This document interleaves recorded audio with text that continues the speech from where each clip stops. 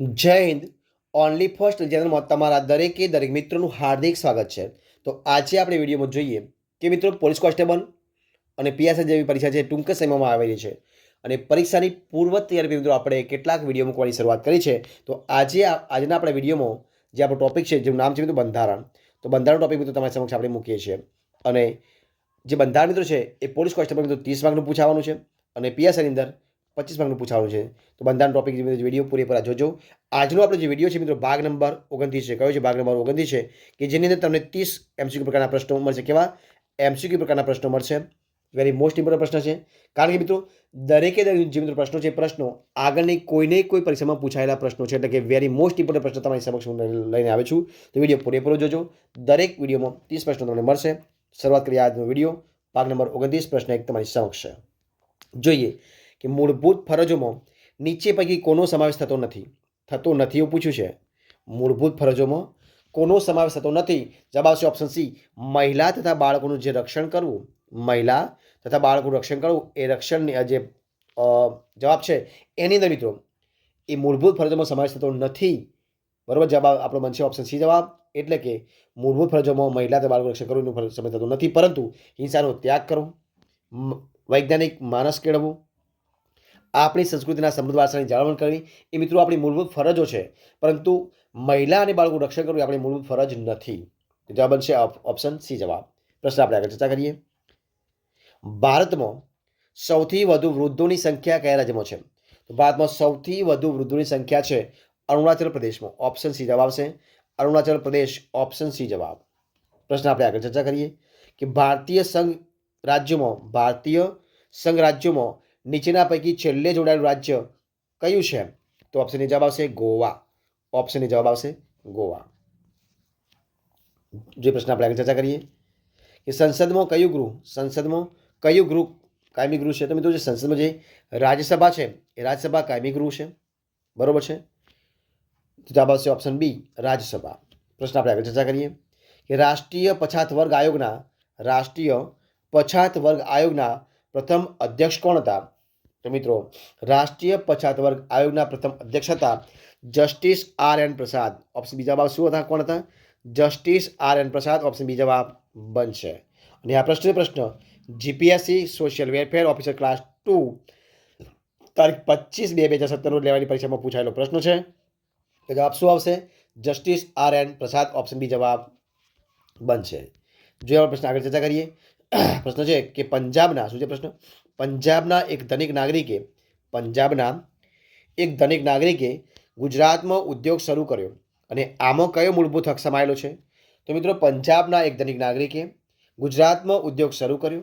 આની અંદર સ્વતંત્રતાનો હક એ સમાયેલો છે, કારણ કે મિત્રો દરેક નાગરિકને એવો અધિકાર છે કે કોઈ પણ રાજ્યની અંદર કોઈ પણ ગામ દેશ પોતાનો એ ધંધો શરૂ કરી શકે, ઉદ્યોગ શરૂ કરી શકે. જવાબ આવશે સ્વતંત્રતાનો હક. ઓપ્શન એ જવાબ બનશે સ્વતંત્રતાનો હક. ઓપ્શન એ જવાબ. પ્રશ્ન આપણે આગળ ચર્ચા કરીએ તો શું આવશે કે ભારતમાં શું છે પ્રશ્ન કે ભારતમાં સનદી સેવાઓની શરૂઆત કયા ગવર્નરે કરી હતી? ભારતમાં સનદી સેવાઓની શરૂઆત કયા ગવર્નરે કરી હતી? તો મિત્રો ભારતમાં સનદી સેવાઓની શરૂઆત કરી હતી લોર્ડ કોર્નવેલિસે. જવાબ શું આવશે? લોર્ડ કોર્નવાલિસે. ઓપ્શન સી જવાબ બનશે લોર્ડ કોર્નવાલિસ. ઓપ્શન સી જવાબ બનશે. પ્રશ્ન આપણે આગળ ચર્ચા કરીએ. જો પ્રશ્ન શું છે? પ્રશ્ન છે કે લોકસભાની મુદત કેટલા વર્ષની હોય છે? લોકસભાની મુદત કેટલા વર્ષની હોય છે? તો લોકસભાની મુદત એ 5 વર્ષની. કેટલા વર્ષની હોય છે?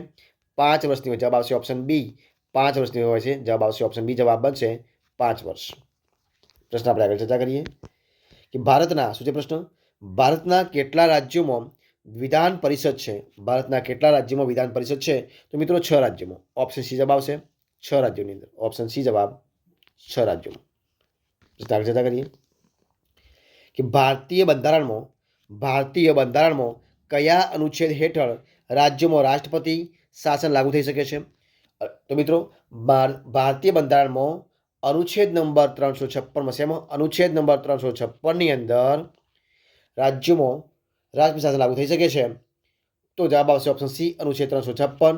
પીએસઆઈ જીકે 4-3 અને 5-3 તારીખના રોજ જે 2017 પરીક્ષા લેવાય તેમાં પૂછાયેલો પ્રશ્ન છે. ઓપ્શન જવાબ સી 356 અનુચ્છેદ. પ્રશ્ન આપણે ચર્ચા કરીએ કે રાજકીય હકોમાં કયા અધિકારનો સમાવેશ થાય છે? તો મિત્રો રાજકીય હકોની અંદર ઉપરોક્ત તમામે તમામ હકોનો સમાવેશ. જવાબ આવશે ઓપ્શન ડી, મતાધિકાર, ચૂંટણી લડવાનો અધિકાર અને સરકારી નોકરી મેળવવાનો અધિકાર એ સમાવેશ થાય. જવાબ આવશે ઓપ્શન ડી, ઉપરોક્ત તમામે તમામ અધિકાર. જો પ્રશ્ન આપણે ચર્ચા કરીએ કે રાષ્ટ્રપતિના મૃત્યુ, રાજીનામા કે હોદ્દા પરથી દૂર થવાના કે અન્ય કોઈ કારણસર ખાલી થયેલ હોદ્દા ભરવા માટેની ચૂંટણી કેટલા સમયગાળામાં થવી જોઈએ? તો મિત્રો આ પ્રશ્ન છે એનો જવાબ આવશે જગ્યા ખાલી થયાના 6 મહિનામાં. કેટલા? જગ્યા થયાના 6 મહિના. એટલે કે જે રાષ્ટ્રપતિ મૃત્યુ પામ્યા હોય, રાજીનામું મૂક્યો હોય કે હોદ્દા પછી દૂર કરવામાં આવ્યા હોય, તો અન્ય કોઈ પણ કારણસર ખાલી જગ્યા પડેલ હોય તો હોદ્દા ભરવાની જે ચૂંટણી છે ને મિત્રો 6 મહિનાની અંદર ચૂંટણી થયો એટલે જગ્યા ભરાવી જોઈએ. અને આ પ્રશ્ન છે એટલે જવાબ આવશે ઓપ્શન ડી જવાબ. અને આ પ્રશ્ન જીપીએસસી મ્યુનિસિપલ ચીફ ઓફિસર તારીખ 9/4/2017 લેવાયેલી પરીક્ષામાં પૂછાયેલો પ્રશ્ન છે. પ્રશ્ન આપણે આગળ ચર્ચા કરીએ કે વિધાનસભામાં શું છે પ્રશ્ન? વિધાનસભામાં બહુમતી ધરાવતા પક્ષના નેતાની મુખ્યમંત્રી તરીકે નિમણૂક કોણ કરે છે? તો મિત્રો વિધાનસભામાં બહુમતી ધરાવતા પક્ષના નેતાની મુખ્યમંત્રી નિમણૂક કરે છે. ઓપ્શન બી જવાબ આવશે રાજ્યપાલ. ઓપ્શન બી જવાબ રાજ્યપાલ કે જવાબ આવશે ઓપ્શન બી, રાજ્યપાલ કરે છે. ઓપ્શન બી જવાબ. પ્રશ્ન આપણે આગળ ચર્ચા કરીએ કે ગરીબો અને શોષિતોને ઝડપી અને સસ્તો ન્યાય પૂરો પાડવા કોની રચના કરવામાં આવી છે? તો ગરીબો અને શોષિતોને ઝડપી અને સસ્તો ન્યાય પૂરો પાડવા માટે લોક અદાલત કોની? જવાબ આવશે ઓપ્શન સી જવાબ આવશે લોક અદાલતની રચના કરવામાં આવી. જવાબ આવશે ઓપ્શન સી, લોક અદાલતની રચના કરવામાં આવી. ઓપ્શન જવાબ બનશે.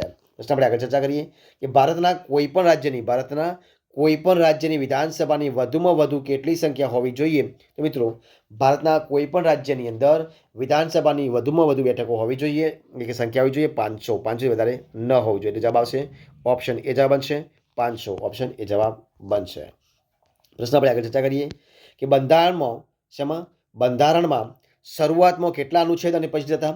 તો બંધારણની શરૂઆતમાં 395 અનુચ્છેદ અને 8 પરિશિષ્ટ હતા. કેટલા? 395 અનુચ્છેદ હતા અને 8 પરિશિષ્ટ હતા. જો એટલે ઓપ્શન એ જવાબ બનશે.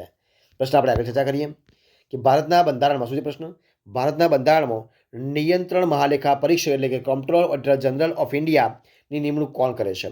તો ભારતના બંધારણમાં નિયંત્રણ મહાલેખા પરીક્ષક એટલે કે કમ્પ્ટ્રોલર ઓડિટર જનરલ ઓફ ઇન્ડિયાની નિમણૂક કરે છે ઓપ્શન ડી, રાષ્ટ્રપતિ. કોણ કરે છે? ઓપ્શન ડી જવાબ આવશે રાષ્ટ્રપતિ કરે છે. ઓપ્શન ડી જવાબ બનશે. અને આ પ્રશ્ન પીએસઆઈ ખાતાકીય તારીખ 23/4/2017 રોજ લેવાયેલી પરીક્ષામાં પૂછાયેલો પ્રશ્ન છે. તો જવાબ આવશે ઓપ્શન ડી, રાષ્ટ્રપતિ. પ્રશ્ન આપણે આગળ ચર્ચા કરીએ કે ચૂંટણી પ્રક્રિયા કેવા પ્રકારની હોય છે? તો ચૂંટણી પ્રક્રિયા એ પારદર્શક કેવી હોય છે? ઓપ્શન એ જવાબ આવશે પારદર્શક હોય છે. ઓપ્શન એ જવાબ બનશે પારદર્શક. પ્રશ્ન આપણે આગળ ચર્ચા કરીએ કે જે રાજકીય પક્ષો શું છે કે જે રાજકીય પક્ષો દેશવ્યાપી છે તેને કેવા પક્ષો કહેવાય છે? તો જે રાજકીય પક્ષો દેશવ્યાપી છે તેને રાષ્ટ્રીય પક્ષો કેવા કહેવાય? રાષ્ટ્રીય પક્ષો કહેવાય. જવાબ આવશે ઓપ્શન એ, રાષ્ટ્રીય પક્ષો કહેવામાં આવે છે. ઓપ્શન એ જવાબ બનશે. પ્રશ્ન આપણે આગળ ચર્ચા કરીએ કે નાણાં પંચમાં કોનો સમાવેશ થાય છે એટલે હોય છે? તો મિત્રો નાણાં પંચની અંદર અધ્યક્ષ અને 4 અન્ય સભ્યોનો કોનો? નાણાં પંચમાં અધ્યક્ષ અને 4 અન્ય સભ્યોનો સમાવેશ થાય છે. જવાબ આવશે ઓપ્શન બી, અધ્યક્ષ અને અન્ય 4 સભ્યો. અને આ પ્રશ્ન જીપીએસસી મ્યુનિસિપલ ચીફ ઓફિસર તારીખ 26/2/2017 રોજ લેવાયેલી પરીક્ષામાં પૂછાયેલો પ્રશ્ન છે. ઓપ્શન બી, અધ્યક્ષ અને 4 અન્ય સભ્યો. પ્રશ્ન આપણે આગળ ચર્ચા કરીએ કે લોકસભાનું વિસર્જન કોણ કરી શકે છે? લોકસભાનું વિસર્જન કોણ કરી શકે? તો લોકસભાનું વિસર્જન કરી શકે મિત્રો માનનીય રાષ્ટ્રપતિ. ઓપ્શન ડી જવાબ આવશે માનનીય રાષ્ટ્રપતિ. ઓપ્શન ડી જવાબ. અને આ પ્રશ્ન જીપીએસસી ક્લાસ 2 તારીખ 16/4/2017 રોજ લેવાયેલી પરીક્ષામાં પૂછાયેલો પ્રશ્ન છે. તો લોકસભાનું વિસર્જન કરી શકે છે માનનીય રાષ્ટ્રપતિ. ઓપ્શન ડી જવાબ. પ્રશ્ન આપણે આગળ ચર્ચા કરીએ. શું છે પ્રશ્ન કે રાજનીતિના માર્ગદર્શક સિદ્ધાંતો પાછળ કોનું પીઠબળ છે? તો મિત્રો રાજનીતિના માર્ગદર્શક સિદ્ધાંતો પાછળનું પીઠબળ છે નીતિમત્તાનું. ઓપ્શન એ જવાબ આવશે નીતિમત્તા. ઓપ્શન એ જવાબ નીતિમત્તા. પ્રશ્ન આપણે આગળ ચર્ચા કરીએ કે રાજ્ય સરકારની શું છે પ્રશ્ન? રાજ્ય સરકારની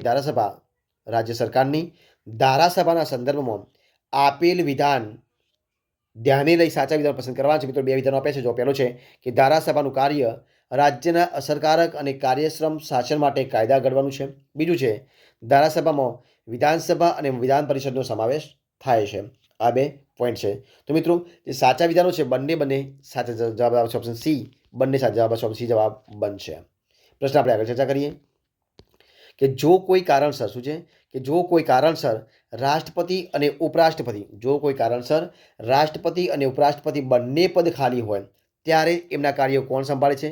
તો મિત્રો ત્યારે એમના કાર્યો સંભાળશે ભારતના મુખ્ય ન્યાયાધીશ. ઓપ્શન સી જવાબ બનશે. ભારતના મુખ્ય ન્યાયાધીશ ઓપ્શન સી જવાબ બનશે. પ્રશ્ન આપણે આગળ ચર્ચા કરીએ કે માનનીય રાજ્યપાલશ્રીની મુદત સામાન્ય સંજોગોમાં કેટલી હોય છે? તો માનનીય રાજ્યપાલશ્રીની મુદત સામાન્ય સંજોગોમાં હોય છે 5 વર્ષ. ઓપ્શન બી જવાબ આવશે 5 વર્ષ હોય છે અને ઓપ્શન બી જવાબ બનશે 5 વર્ષ. અને આ પ્રશ્ન જીપીએસસી આસિસ્ટન્ટ ઇજનેર સિવિલ તારીખ 26/3/2017 લેવાયેલી પરીક્ષામાં પૂછાયેલો પ્રશ્ન છે. જવાબ આવશે ઓપ્શન બી 5 વર્ષ. પ્રશ્ન આપણે ચર્ચા કરીએ કે સંઘ માટે શું છે કે સંઘ માટે એક સંસદ રહેશે તેમાં કોનો સમાવેશ થાય છે? તો ઉપરોક્ત તમામે બધા જ શું આવશે કે ઉપરોક્ત બધા જ મતલબ કે સંઘ માટે એક સંસદ રહેશે તેમાં સમાવેશ થાય છે મિત્રો માન્ય રાષ્ટ્રપતિનો, રાજ્યસભાનો અને લોકસભાનો. જવાબ આવશે ઉપરોક્ત તમામ જવાબ બનશે ઓપ્શન ડી ઉપરોક્ત તમામ.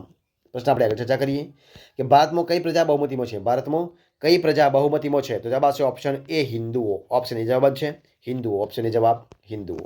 પ્રશ્ન આપણે આગળ ચર્ચા કરીએ કે દરેક નાગરિકે ભારતની અખંડિતતાનું રક્ષણ કરવું જોઈએ તે મૂળભૂત ફરજના સંવિધાનના કયા ભાગમાં વર્ણિત છે? તો દરેક નાગરિકે ભારતની અખંડિતતાનું રક્ષણ કરવું જોઈએ તે મૂળભૂત ફરજના સંવિધાનની અંદર જે ભાગ છે એ ભાગ મિત્રો અહીં જે આપ્યા છે એમાંથી એક પણ નહીં આવે. જવાબ આવશે ઓપ્શન ડી એક પણ નહીં. અને આ પ્રશ્ન જીપીએસસી ક્લાસ 2 તારીખ 2/4/2017 લેવાયેલી પરીક્ષામાં પૂછાયેલો પ્રશ્ન છે. જે પ્રશ્ન આપણે આગળ ચર્ચા કરીએ કે નાણાં આયોગ દ્વારા કરવામાં આવેલી ભલામણો અને તેના ઉપર લીધેલા પગલાંની યાદી કોને રજૂ કરવામાં આવે છે? તો મિત્રો નાણાં આયોગ દ્વારા કરવામાં આવેલી ભલામણો અને તેના ઉપર લીધેલા પગલાંની યાદી એ સંસદના દરેક ગૃહને એ રજૂ કરવામાં. જવાબ આવશે ઓપ્શન એ સંસદના દરેક ગૃહને. ઓપ્શન એ જવાબ બનશે. અને આ પ્રશ્ન જીપીએસસી આસિસ્ટન્ટ ઇજનેર સિવિલ તારીખ 26/3/2017 લેવાયેલી પરીક્ષામાં પૂછાયેલો પ્રશ્ન છે. ઓપ્શન એ જવાબ બનશે. પ્રશ્ન આપણે આગળ ચર્ચા કરીએ કે સંરક્ષણ દળોના સર્વોચ્ચ વડા કોણ છે? તો સંરક્ષણ દળોના સર્વોચ્ચ વડા છે ઓપ્શન સી રાષ્ટ્રપતિ. ઓપ્શન સી જવાબ આવશે રાષ્ટ્રપતિ. ઓપ્શન સી જવાબ.